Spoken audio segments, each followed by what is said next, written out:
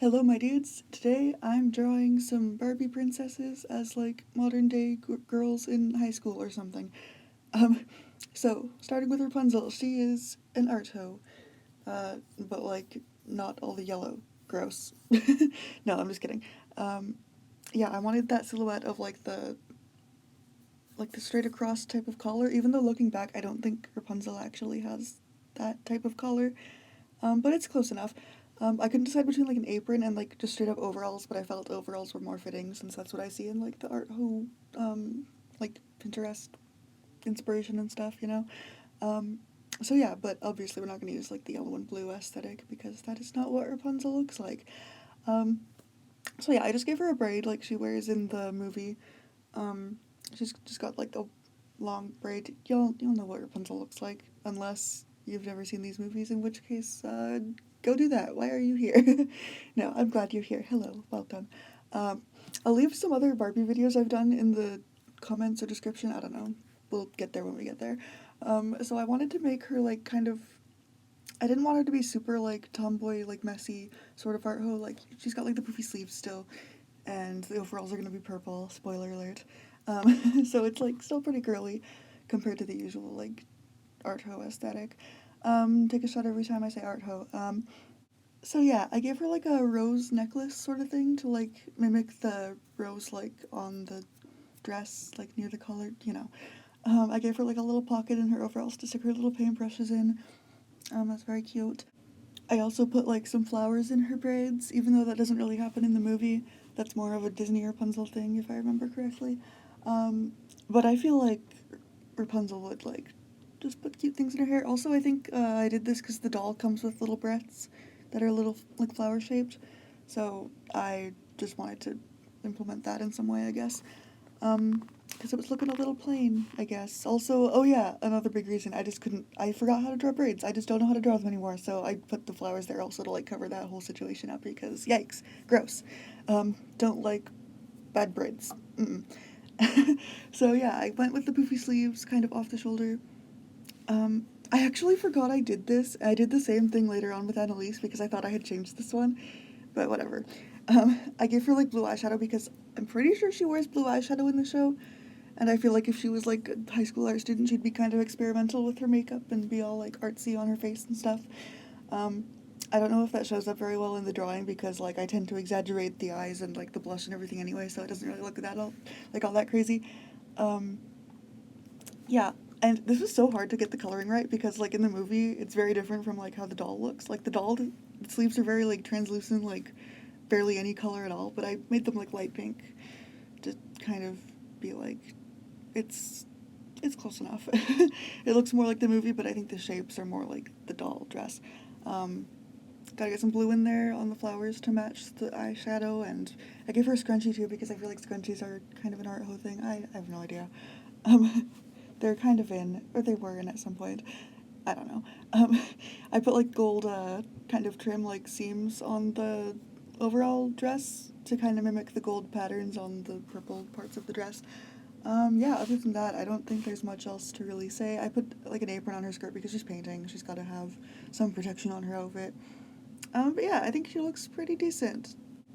Next up, we have Swan Lake, and I struggled to come up with an idea for this one because the dress is just so out there. It's so fantasy. It's very hard to like translate that into modern day clothing.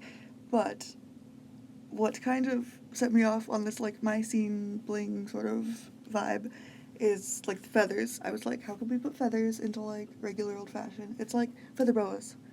They're not. They're probably not like actual feathers or like the big kind that's on the Swan Lake dress, but they're fluffy. They go on the forearms. It matches perfectly. Like the silhouette is there, sort of, and also the whole like bikini silhouette of the top of her dress.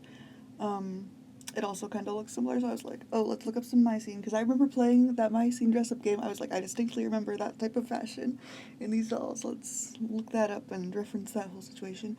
So yeah, not a very original outfit, but like, it's still kind of is cool, I guess. I kind of put like the boning, I guess, like the lace or like the stripes on the corset type of area. Um, yeah, just so it's not like a straight up bikini and it also like matches the dress. I put some feathers on the bottom of the skirt because like there's usually like some frills on the bottom of these mini skirts, and like it would match like the waistband, I think, has like tiny little feathers like that. It just kind of looked cool. I didn't want to make it too poofy or like princessy because that would like take away the wearability of it, even though this look isn't super wearable anyway, but like it is if you're going for a like nostalgic look. I know 2000s fashion is kind of coming in, which, heck yeah. So yeah, I made her hair a little shorter, just kind of regular Barbie length because she's not Rapunzel or anything. I gave her some sunglasses on her head to kind of mimic like the crown situation because I feel like putting a crown on her would be like too much, you know. I gave her a necklace though and everything.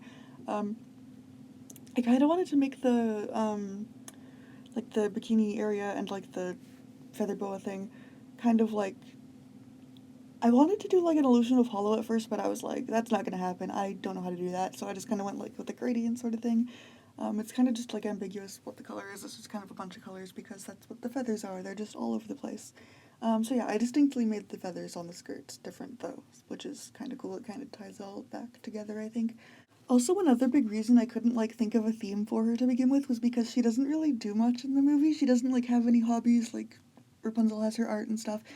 She does like work at her father's bakery, but like that doesn't really match with her like fantasy princess outfit. And so basically, I could just see her like being a cute part-time worker or something, and then dating a rich boyfriend, like in the movie, I guess. Also being cursed, I guess, probably. I mean, it's still fantasy, even if it's modern, right? Maybe just don't think about the story too much. So, on to The Princess and the Pauper. Yes, okay. So, I was thinking, like, their dresses are very similar, and I wanted to keep that, but I'm thinking, like, I went with, like, the whole pinafore sort of thing, because those are kind of in fashion, like, but I made Annalise more, like, fashionable, whereas Erica is just, like, she bought it at a thrift store. She's, like, pretty, like, old-fashioned, modest with it. Maybe not old-fashioned, because, like, it's still a pretty wearable look, I think. Um, at least on, like, Pinterest or something. If you're, like, an Instagram model, you could totally wear it. I also wanted Erica's accessories to reflect that, like, she's poor, so, like, her necklace would be handmade, and, like, she has just flowers in her hair. Um, yeah, at first I was going with, like, a braided cord sort of thing for Erica's choker, but then I just decided to go, like, just a string is fine, because I just couldn't get the braid thing right. But, yeah, I gave Annalise more, like, deliberately styled curls, whereas Erica's more or less, like, kind of whatever. um, and also Erica's just parted in the middle, I feel like, because the dolls have very similar hairstyles. I just kind of wanted to differentiate the two a little. So, like, Erica probably wouldn't, like, keep up with all the trends. Like, she wouldn't know that a middle part maybe isn't in fashion. Unless they are, I have no idea. But I feel like Annalise just looks more deliberately styled, whereas Erica's just kind of like, it's parted, whatever, you know? Um, yeah, so I, of course, stuck to the color palette. I put, like, the undershirt of Annalise, that kind of, like, light color that her bodice sort of is. Even though the sleeves are pink, it just kind of, like, whatever, it's close enough. And I put, like, an actual flower on her shirt as opposed to, like, the flower necklace I gave Rapunzel to match because, like, I feel like a flower, like, directly on her shirt would match with the whole princess vibe. I gave Erica's skirt a very, like, flowery, like, the flowery pinafore, like, on her skirt in the movie, you know? And then just the blue sweater over top. It's very cute, ties in the whole, like, blue thing together, just give her a little ribbon and everything. And Elisa's accessories are also, like, gold to match, you know? Yeah, so that's that. I hope you guys enjoyed this video. Check out my other Barbie-related content, even though it's old and probably not good. I don't know. Yeah, subscribe for more art bullshit. See y'all later.